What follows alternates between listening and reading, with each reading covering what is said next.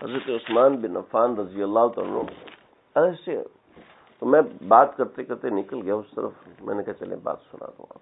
حضرت عثمان بن عفان آنکھوں سے دیکھتے تھے کہ ما بال اقوام ان یترشحوا باعینہم الزنا. ان قوموں کا کیا بنے گا، ان قوموں کا کیا بنے گا کہ جن کی آنکھوں سے زنا ٹپک رہا ہوتا ہے، جن کی نظر گندی ہو جاتی ہے، جن کی نظر دوسروں کے حق میں بری ہو جاتی ہے، تو ان کا بنے گا کیا؟ نہ ان کی نماز رہتی ہے، نہ ان کا ذکر رہتا ہے. حضرت فضل بن عباس رضی اللہ تعالیٰ عنہ یہ وہ صحابی ہیں، اللہ کے نبی صلی اللہ علیہ وسلم سے پوچھا. اللہ کے نبی صلی اللہ علیہ وسلم نے ایک مرتبہ فرمایا کہ ہر شخص کے ساتھ شیطان ہوتا ہے. بات ہوئی گھر میں تشریف لے کر کے تو بیویاں ایسے سوال کر لیتی ہیں جو عام آدمی نہیں کر سکتا. تو عائشہ نے پوچھا یا رسول اللہ کیا آپ کے ساتھ بھی ہے؟ اور میں ہاں میرے ساتھ بھی ہے، لیکن اللہ نے اس کو میرے ساتھ رہنے کی برکت سے مسلمان بنا دیا. وہ ابلیس آسمانوں پہ ہزاروں سال رہا ہے، میں نے لکھا ہوا نہیں پڑھا لیکن اندازے سے بتاؤں ہزاروں سال آسمانوں پہ رہا ہے ابلیس، اور اس کو وہاں جبریل میکائیل کی صحبت میں اسلام نہیں ملا، ایمان نہیں ملا. اللہ کے نبی کے ساتھ کچھ عرصہ رہا، مسلمان ہو گیا. بعضی روایتوں میں کہ اللہ نے مجھے اس کے شر سے محفوظ رکھا. جس کے ساتھ رہنے کی وجہ سے شیطان بھی مسلمان ہو جائے، اس کے ساتھ رہنے سے کون کیا بن جائے گا. باقی باللہ رحمۃ اللہ علیہ، حضرت باقی جب یہ بزرگان دین ایک زمانے تک ہمارے حضرت والا رحمۃ اللہ علیہ کے پاس ایک صاحب آئے، کہنے لگے حضرت یہ میرا بیٹا ہے، شراب پیتا ہے، حضرت علاج کرا چکے، نشہ کروا چکے، حضرت نہیں بچ پا رہا، حضرت زانی بھی ہے، شرابی بھی ہے، جواری بھی ہے، نشہ. حضرت میں تنگ آ گیا ہوں، کیا کروں؟ کمی ادھر آؤ. بلایا، اس کے سینے پہ ہاتھ رکھا، تھوڑی دیر بعد کہا جاؤ اب یہ کچھ بھی نہیں کرے گا. کھا کے ایسا بن گیا، وہ ایسا بن گیا، اس کے سینے سے ہر گناہ اللہ نے نکال دیا. تو بعض مرتبہ اوقات ہوتے ہیں، ہر وقت ایسا ہوتا بھی نہیں ہے. اللہ تعالیٰ بعض مرتبہ اللہ والوں کے قلب پہ کیفیت ڈالتے ہیں، ورنہ اللہ کے نبی نے بھی ایسے نہیں کیا. ایک صحابی آیا، یا رسول اللہ گناہ کی اجازت دیجیے. فرمایا بیٹھو. پھر فرمایا بچے بھی ہیں، میں وضاحت نہیں کر رہا. پھر گناہ کی اجازت، پھر گناہ کی اجازت. آپ فرمایا ادھر آؤ، ادھر آؤ. اس کے سینے پہ ہاتھ رکھا. اللہم طہر قلبہ وحسن فرجہ. اے اللہ اس کے دل کو پاک کر دے، اس کی شرمگاہ کو محفوظ کر دے. آپ صلی اللہ علیہ وسلم نے دعا دی. صحابی کہتے ہیں دوبارہ زندگی بھر اس گناہ کا وسوسہ بھی نہیں آیا. یہ کیا ہوتا ہے؟ بات میری شاید لمبی ہو رہی ہے. یہ ہوتا ہے کہ بعض مرتبے امراض کا امالہ کرنا ہوتا ہے. امالہ مطلب یہ ہے کہ آپ کے بچے کو کسی کو مارنے کا شوق ہے، آپ کے بچے کو غصہ بہت چڑھتا ہے. اب اس کا جی کرتا ہے جو سامنے ہے اس کو مارو، جو سامنے ہے اس کو مارو. آپ نے اس کو کبڈی کا کھلاڑی بنا دیا، کیا لڑ ٹھیک ہے، اور اس کا سارا غصہ وہیں اترے گا، وہ گھر میں آ کے لڑائی نہیں کرے گا. ایسا ہے نا؟ ٹھیک ہے. ایک بچہ کہتا ہے میں نے تو کھیلنا ہے، میں نے تو کھیلنا ہے. آپ نے اس کو کلب جوائن کرا دیا، اور وہ گھر میں کہے گا میں نے کھیلنا ہے. جب اس کا کھیلنے کا دل کرے گا وہاں چلا جائے گا. یعنی اس کے جو مرض تھا اس کا آپ نے امالہ کر دیا، صحیح رستے پہ کنورٹ کر دیا. صحیح رستے پہ کنورٹ کرنے کو کہتے ہیں امالہ.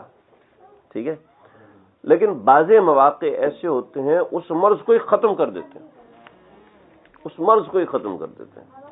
بعض مواقع ایسے ہوتے ہیں جیسے حضرت ڈاکٹر عبدالحی عارفی رحمۃ اللہ علیہ کہنے لگے حضرت بد نظری ہو جاتی ہے، علاج بتایا. ہمیں بد نظری ہو جاتی ہے، پھر علاج بتایا، پھر بلایا اور کچھ توجہ دی، کچھ معاملہ فرمایا. ڈاکٹر عبدالحی عارفی رحمۃ اللہ فرمانے لگے بد نظری کا تقاضا ہی ختم ہو گیا. ایسا ہوتا نہیں ہے، بد نظری کا تقاضا ہی ختم ہو گیا. تو بعض مرتبہ اہل اللہ کے قلب سے ایسی توجہ آتی ہے کہ گناہ کا تصور ہی مٹ جاتا ہے. عام طور پہ ایسا نہیں ہوتا لیکن کبھی کبھی ہو جاتا ہے. سمجھ رہے؟ تو اللہ کے نبی کے قلب کی توجہ کو کوئی مقابلہ کر سکتا ہے؟ اللہ کے نبی صلی اللہ علیہ وسلم، ذرا دیکھو سمجھو میری بات، اللہ کے نبی صلی اللہ علیہ وسلم حالت احرام میں، ہم تو ویسے ہی گندے لوگ ہیں، لیکن جب احرام پہنتے ہیں تو اس وقت دل کو صاف کرتے ہیں، بتکلف صاف کرتے ہیں، سنا جی؟ چاہے کتنا ہی گناہگار آدمی جب احرام پہن لیتا ہے تو پھر اس کا دل اللہ کی طرف لگا رہتا ہے، چاہے کتنا ہی گناہگار ہے، چاہے حرام کھانے والا ہے، حرام کاروبار کرنے والا ہے، چاہے کبھی نماز نہیں پڑھی، لیکن جب احرام پہن لیتا ہے تو اس کی آنکھ میں کہیں نہ کہیں آنسو آتا ہے، اس کے دل میں کہیں نہ کہیں ندامت ہوتی ہے، اس کے دل میں اپنا چھوٹا پن کہیں نہ کہیں نظر آتا ہے احرام پہننے کے بعد۔ اور جب احرام باندھے اللہ کا نبی پھر کیا حال ہوگا؟ اللہ کے نبی نے احرام باندھا، احرام باندھنے کے بعد دیکھا کون ہے 9 سال کا بچہ، ادھر آؤ، اپنے پیچھے بٹھایا، یہ شخص کون ہے؟ یہ فضل بن عباس۔ کون ہے؟ فضل بن عباس، جس نے سفر حج میں 3 بچے بیٹھے آپ صلی اللہ علیہ وسلم کے ساتھ، ان میں سے ایک حضرت فضل بن عباس۔ اور حضرت فضل بن عباس کیسے بیٹھے ہوئے؟ ایسے بیٹھے ہوئے جیسے موٹر سائیکل پہ پیچھے آدمی بیٹھتے ہیں نا، تو آپ صلی اللہ علیہ وسلم کی پشت مبارک، حضرت فضل بن عباس کا سینہ مبارک، کتنا اتصال ہے، جڑا ہوا ہے، کیا قربان۔ اچھا صرف یہاں نہیں ہے، آگے دیکھو، حضرت خالد بن ولید جنگ یرموک میں غصے میں آ گئے، مسلمان ہیں کتنے؟ 34-35 ہزار، ٹھیک ہے، مسلمان زیادہ سے 40,000 یا 50,000، مجھے صحیح عدد یاد نہیں ہے، مسلمان اتنے ہیں، اور جو عیسائی ہیں وہ ہیں 8 لاکھ، سمجھ رہے ہو؟ 34-35 ہزار بمقابلہ 8 لاکھ، کیا مقابلہ ہوگا؟ اوپر سے حضرت خالد بن ولید کہنے لگے کہ مجھے صرف 30 بندے دے تو میں سب ختم کر کے آتا ہوں، 30 دے تو میں ختم کر کے آ جاتا ہوں، کوئی معمولی بات؟ واہ! حضرت ابو سفیان کہنے لگا، اے خالد، پاگل ہو گیا ہے، پاگل ہو گیا، یہ کیا کرنے جا رہا ہے؟ تو اکیلا تو 30 کو لے کے جائے گا؟ کہا ایسا ہے کہ انہوں نے پہلا لشکر بھیجا 60,000 کا، تو اس کے مقابلے میں تم 30 جاؤ، سمجھ میں نہیں آتی، کم از کم 60 تو جاؤ۔ تو حضرت خالد بن ولید نے فرمایا اصل میں بات یہ ہے کہ ان میں سے ایک آدمی 2,000 کے برابر ہے، ایک آدمی 2,000، تو میں 30 لے کے جاؤں گا، وہ 60,000 کا مقابلہ کر کے آ جائیں گے۔ کہا جی بلاؤ، تو سب سے پہلا جو نام لے فرمایا این فضل بن عباس، فضل بن عباس کہاں ہے، آؤ۔ تو سب سے پہلا آدمی ہے فضل بن عباس، ٹھیک ہے، اور یہ کہاں بیٹھا ہوا ہے؟ اللہ کے نبی کے پیچھے بیٹھا ہے، اللہ کے نبی کی کمر سے اس کا سینہ لگا ہوا ہے، اور رشتہ داری کیسی ہے؟ اللہ کے نبی کے چچا کا بیٹا ہے، حضرت عباس کا بیٹا، اسلام کے لیے سب سے بڑی قربانیاں دینے والوں کا بیٹا، واہ! حضرت فضل بن عباس، اور مقام کیا ہے صحابہ کرام کے اندر؟ یہ مقام، اور کس جگہ بیٹھا ہے؟ خثعمیہ عورت آئی ہے، خثعمیہ قبیلے کی، وہ آئی، یا رسول اللہ یہ مسئلہ بتا دیجئے کہ میرا باپ ہے، اس کے ساتھ یہ مسئلہ ہے، تو کیا میں اس کی طرف سے حج بدل کر سکتی ہوں؟ تو آپ نے اس عورت کو جواب نہیں دیا، بلکہ آپ پیچھے مڑے، فضل بن عباس کا سر پکڑا، بس گھما دیا کہ تو عورت کو کیوں دیکھ رہا ہے، سر گھما دیا۔ ہم کہتے ہیں ہمارے بچوں کو کارٹون دیکھنے سے کیا فرق پڑتا ہے، ہم کہتے ہیں ہمارے بچے ہیں عورتوں کو دیکھیں کیا ہے، ابھی سے آپ ان کو تنگ نظری میں ڈال رہے ہیں جی، ہائے ہائے۔ اس نے یا رسول اللہ میں اپنے والد کی طرف سے حج بدل، یعنی والد کا حج کر سکتی ہوں؟ آپ نے جواب نہیں دیا، پھر پیچھے سر موڑ دیا۔ فضل بن عباس بچے تھے، وہ دیکھ رہے تھے عورت کو۔ پھر تیسری مرتبہ تو حضرت عباس اس طرف کھڑے ہوئے تھے، تو آپ نے اس کو مسئلہ بتایا، آپ نے کہا یا رسول اللہ یہ کیا کیا؟ تو بچہ ہے، عورت کو دیکھ رہا تھا، بچہ یہ نہیں کہ اس زمانے میں 9 سال کا بچہ آج کل کے ہمارا 14-15 سال کی لڑکوں سے کافی زیادہ سمجھدار۔ محمد بن قاسم 17 سال کی عمر میں یہاں تک پہنچ گیا، ہمارا بچہ سٹور نہیں جا سکتا۔ تو تھوڑا سا فرق ہے، تعلیم میں فرق ہے کہ ہمارا بچہ تو بالغ 17-18 سال کی عمر میں ہوتا ہے، بالغ مطلب ہمارے ملک کے اعتبار سے بالغ، سمجھداری کے اعتبار سے، کیونکہ آج کل وہ تعلیم نہیں ہے، ہم شروع سے ایک میٹرک سسٹم میں چل رہے ہیں۔ تو آپ صلی اللہ علیہ وسلم نے فرمایا کہیں ایسا نہ ہو کہ ان دونوں کے درمیان شیطان آ جائے، کہ ان النظر سہم من سہام ابلیس، نظر تو شیطان کے تیروں میں سے ایک تیر ہے، جس کی نظر گندی ہو گئی وہ کبھی نماز نہیں پڑھ سکتا، کبھی اچھی نماز نہیں پڑھ سکتا۔ آپ سب لوگ جرسیاں لے کے بیٹھو، رضائیاں اوڑھ کے بیٹھو، چھت نہ ہو، ٹھنڈک رک سکتی ہے؟ کھڑکیاں کھلی ہوئی ہوں، ٹھنڈک رک سکتی ہے؟ آپ کو نہیں لگے گی لیکن ٹھنڈک آئے گی، سکون سے سو نہیں سکیں گے، یہ کھڑکی بند کرو بھائی، یہ چھت بند کرو جی۔ نظر جس کی کھلی ہوئی ہے نا، آنکھیں جس کی بے محابہ ہیں، کسی کا دفتر میں خواتین سے کام ہے، کسی سے کی ڈیلنگ خواتین سے ہے، تو بہت آسان طریقہ ہے، نظر بچانا کوئی مشکل نہیں، بہت آسان ہے۔ عادت ڈال لیں اپنی نظر جھکا کے رکھنے کی۔ جب ہم پہچانیں گے کیسے، 4-5 دن کر کے دیکھ لیں، آپ کو سمجھ میں آنا شروع ہو جائے گا۔ ہمارے استاد، میرے استاد تو نہیں، میرے والد، میرے بھائی کے استاد، اللہ غریق رحمت کرے، احسن علوم کے بہت بڑے اساتذہ میں تھے، شہید ہو گئے۔ ان کی پوری تاریخ ہے کہ کبھی کسی طالب علم کو سر اٹھا کے نہیں دیکھا، لیکن کسی طالب علم کی کسی حرکت سے پتہ چل جاتا یہ طالب علم فلانا طالب علم۔ مدرسے میں نا اسکالرشپ ملتا ہے، اور وہ اسکالرشپ کے لیے کوئی کارڈ وارڈ نہیں بنے ہوتے، رجسٹر ہوتا ہے، اس میں طلبا کو بلاتے ہیں، جی آؤ آؤ آؤ، نشان لگاؤ، نشان لگا کے دے دیتے ہیں۔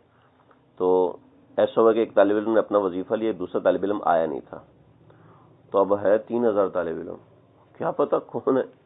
تو اس نے کہا یار میں تو آیا ہوں نہیں، میرا وظیفہ بھی تو لے لینا، پھر میں تجھ سے لے لوں گا۔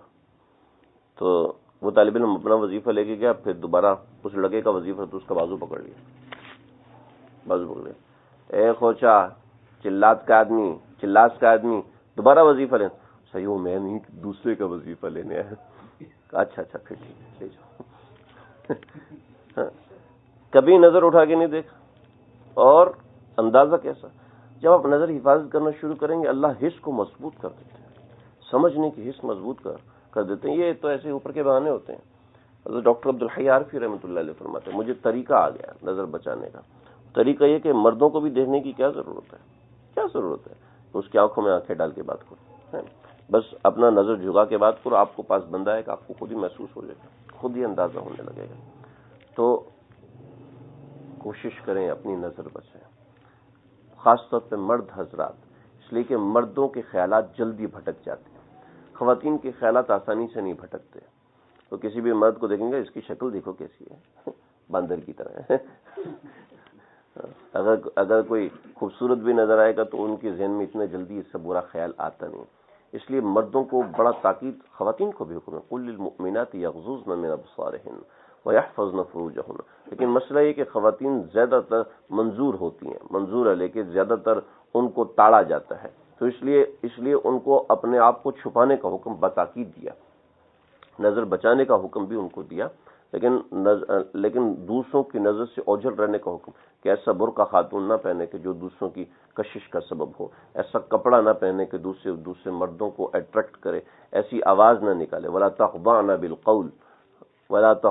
بالقول، کہ اپنی بات ایسے لچک کے مت کہو کہ دوسرا آدمی آپ کی طرف مائل ہونے لگے، بلکہ بات کرو تو سخت آواز میں بات کرو، نرم آواز میں بات نہ کرو۔ یہ کن کو حکم ہو رہا ہے؟ وہ عورتیں جن کو امت کی مائیں کہا گیا ہے، جب ان کو یہ حکم ہے تو پھر بقیہ عورتوں کو کیسا حکم ہوگا؟ تو یہ 2-4 چیزیں ہیں، اپنی نظر بچائیں، اور جتنا اس کے اندر مجاہدہ ہے وہ کچھ عرصے تک انسان اٹھاتا ہے، آہستہ آہستہ انسان کو سمجھ میں آتی ہے کہ قلب کے اندر کوئی حرکت محسوس ہو رہی ہے، دل کے اندر اللہ کا تعلق محسوس ہو رہا ہے۔ اللہ تعالیٰ مجھے، اللہ تعالیٰ آپ کو، اللہ ہم سب کو سمجھنے والا، عمل کرنے والا بنائے۔ تو یہ ہے کہ جب نظر کی حفاظت ہوگی تو دل کی حفاظت ہوگی، اور دل کی حفاظت کے ساتھ ہر عمل میں جی لگے گا، نماز میں جی لگے گا۔ خاص طور پہ جو لڑکے لڑکیاں اکٹھے پڑھتے ہیں، اس میں خاص طور پہ لڑکوں کو چاہیے اپنی نظر بچا کے رکھیں، ورنہ تھوڑی دیر میں چال بھی بدل جاتی ہے، ٹون بھی بدل جاتی ہے، اور آواز کی ساخت بھی تبدیل ہو جاتی ہے، اور حرکتیں بھی تبدیل اچھلنے لگتا ہے، بلا وجہ اچھلنے لگتا ہے، اس کو سمجھ میں نہیں آتی کیوں اچھل رہا ہوتا ہے۔ تو بھائی اپنی نظروں کو بچائیں، اپنے دل کو بچائیں۔ جہاں خواتین ساتھ کام کرتی ہیں، مجھے پکا یقین ہے کہ انشاءاللہ گناہ میں مبتلا نہیں ہوگا۔ میں جانتا ہوں کہ میں کبھی گناہ میں مبتلا نہیں ہوں گا، پھر بھی ایسی چیزوں کے قریب نہیں جانا۔ یہ جانتے بوجھتے ہوئے کہ اللہ کا شکر ہے میرے دل میں کسی عورت کے بارے میں کوئی غلط چیز نہیں ہے، لیکن پھر بھی اس کو بہن بنانے کی ضرورت نہیں ہے، پھر بھی اس کی ہیلپ کرنے کی ضرورت نہیں ہے، کہ شیطان بہت تیز ہے، بہت خطرناک ہے، وہ کسی طریقے سے قلب پہ وار کرتا ہے، قلب کو خالی کر دیتا ہے۔ میں کتنے ایسے لوگوں کو جانتا ہوں کہ وہ مدد کرنے کے بہانے اب عورتوں کے پاس بیٹھے ہوئے گپ شپ لگا رہے ہیں، ان کی فیملی ساری پریشان ہے کہ وہ تو بیوہ عورت کی مدد کر رہا ہے، اور اسی کے گھر میں 4-4 5-5 دفعہ راشن لے کے جاتا ہے، گھر میں راشن ہے ہی نہیں۔ پوچھو جی، میرے دل میں تو کوئی گندا خیال، میں تو ہیلپ کرنے کے لیے جاتا ہوں بھائی، جو اللہ نے آپ کے ذمہ لگایا اس کو کیوں نہیں دیکھتے؟ تو یہ شیطان یہ نہیں کہتا گناہ کرو، شیطان یہ کہتا اللہ سے غافل رہو۔ سمجھ رہے ہو؟ شاید آپ پہلی مرتبہ سن رہے ہو یہ بات۔ شیطان نہیں کہتا گناہ کرو، شیطان کہتا ہے اللہ سے دور ہو جاؤ، پھر چاہے گناہ کرو یا نہ کرو، آلات معصیت میں لگ جاؤ، چاہے معصیت میں مبتلا ہو نہ ہو۔ وہ اللہ سے دور کرنے کے 1000 بہانے جانتا ہے، 1000 طریقے جانتا ہے، اور اللہ کے قریب آنے کا ایک طریقہ ہے، اللہ کو یاد کرو، دل سے اللہ کو یاد کرو، اور اس کے راستے میں جو رکاوٹیں ہیں گناہ، ان سے اپنے آپ کو بچائیں۔ اللہ مجھے آپ کو ہم سب کو سمجھنے کی عمل کرنے کی توفیق عطا فرمائے۔ وآخر دعوانا الحمدللہ رب العالمین۔ بسم اللہ الرحمن الرحیم، الحمدللہ رب العالمین، والصلاة والسلام علی اشرف الانبیاء والمرسلین۔ اللهم ربنا تقبل منا انك انت السميع العليم وتب علينا انك انت التواب الرحیم۔ اللہ جو کہا ہے سنا ہے، کہنے والا بھی محتاج ہے، سننے والے بھی محتاج ہیں۔ اللہ ہم سب کی بگڑی بنا دیجیے، اللہ ہم سب کی جائز حاجات کو پورا فرمائیے، اللہ ہم سب کو اپنے پیارا بنا دیجیے، اپنے محبت کے قابل بنا دیجیے، اپنے تعلق کے قابل بنا دیجیے۔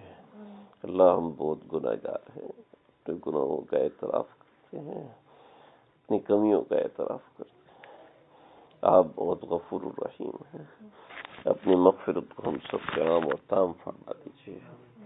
جتنے لوگ بھی یہاں بیٹھے ہوئے ہیں، جتنے لوگ بھی دور سے آئے ہیں، جتنے لوگ قریب سے آئے ہیں، اپنا وقت نکالا ہے، اللہ ان کے آنے کو قبول فرمائیے، ان کے آنے کو ان کی، میری اور ہم سب کی نجات اور بخشش کا ذریعہ بنا دیجیے۔ ہمارے صغیرہ گناہ بھی معاف فرما دے، کبیرہ گناہ بھی معاف فرما دے، جو جان کے کیے وہ بھی معاف فرما دے، جو انجانے میں کیے وہ بھی معاف فرما دے۔ اے اللہ ہمارے ملک کو استحکام عطا فرمائیے، امن و امان کا گہوارہ بنائیے۔ اے اللہ مریضوں کو شفا کلی عطا فرمائیے، جو گھروں میں بیمار ہیں، ہسپتالوں میں بیمار ہیں، سب کو شفا کاملہ عاجلہ مستمرہ عطا فرمائیے۔ ہمارے نعمان بھائی کے بیٹے عبداللہ کو، حسن کو، ان کی ہمشیرہ محترمہ کو اللہ صحت کلی عطا فرمائیے۔ ہمارے آصف بھائی کو نرینہ صالح اولاد کی دولت سے نواز دیجیے۔ ہمارے ڈاکٹر خالد بھائی ہیں اور ہمارے خالد محسن ہیں، انہوں نے دعاؤں کا کہا ہے، اے اللہ سب کے مقاصد حسنہ، جملہ مقاصد حسنہ پورے فرما دیجیے۔ ہمیں جن کے دل میں جو جائز حاجتیں ہیں، اللہ آپ غیب سے مدد فرمائیے، اللہ جی غیب سے نصرت فرمائیے، ہماری حاجات کو قبول فرمائیے، ہماری چھوٹی چھوٹی چیزیں ہیں، اے اللہ آپ تو دینے والے ہیں، آپ تو بڑے دینے والے ہیں، اے اللہ ہماری چھوٹی چھوٹی حاجتوں کو پورا فرمائیے، اپنے سے تعلق رکھنے والا بنائیے، اپنے سے تعلق رکھنے والا بنائیے، رات کو آپ کے قدموں میں سر رکھ کے رونے والا بنائیے، اے اللہ آپ کی یاد میں تڑپنے والا، اے اللہ آپ کی یاد میں کڑنے والا دل عطا فرما دیجیے، اے اللہ جو آپ کو آپ کو یاد کرتا ہوں، تیرے حبیب سے محبت کرتا ہوں، تیری ذات عالی سے محبت کرتا ہوں، تجھ سے تعلق جوڑنا چاہتا ہوں، تجھ سے دوستی لگانا چاہتا ہوں، تیرے دل میں اپنے لیے کرسی بنانا چاہتا ہوں۔ ایسا دل عطا فرمائیے، ایسے اعمال عطا فرمائیے، ایسا رونا، ایسا گڑ گڑانا، ایسا حاضری، ایسے سجدے، اے اللہ وہ عطا فرمائیے۔ اے اللہ ہمارے بیٹھنے کو، اے اللہ ہمارے جمع ہونے کو، یہ سارے تیرے نام سے جمع ہوئے ہیں، اے اللہ ان کے جمع ہونے کو، بیٹھنے کو قبول فرما لیجیے۔ اللهم ربنا تقبل منا انك انت السميع العليم وتب علينا انك انت التواب الرحيم، وصلى الله تعالى على خير خلقه محمد وآله وصحبه أجمعين۔